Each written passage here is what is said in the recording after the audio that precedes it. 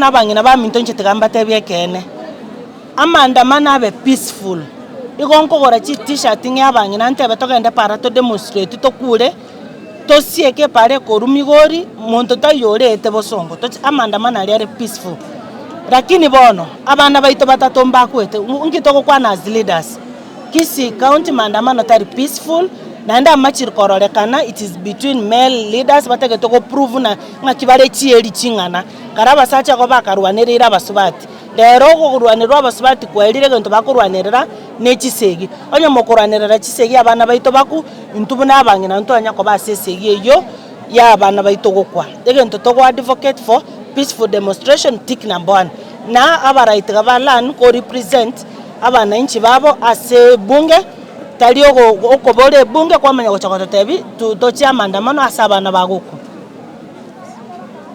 iko kesho kwa sababu ile demonstration ilifanyika last week. Ukweli watu wetu watatu walikufa. Mimi kama mama siwezi shabikia watu wakifa, na hata mkiangalia vizuri mimi ni mtu wa Wiper. Party leader wetu Kalonzo Musyoka alifanya demonstration. They were very peaceful.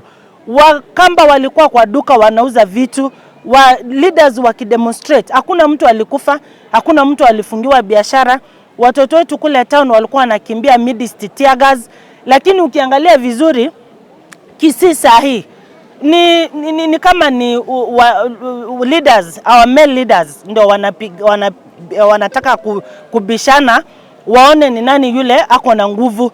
Hii nguvu yao hata ile ya kungangania msichana ni kidogo. Nguvu ya vita kwa wanaume wetu leaders wa Kisii very high. Sasa mimi ningetaka kuambia kama mama county, tafadhali nyinyi enda mpigane kivenu. Kama ni kupigania high cost of living, mama county niko tutapigania pasipo mtoto wetu kufa. Lakini kama ni supremacy wars ziko kwa leaders, hapo hatuko. Watoto wanakufa, wamama hawafanyi biashara, wanashindwa kulipa chama, kulipa duka, vitu zao zinaharibiwa, hapo hatuko. Asante.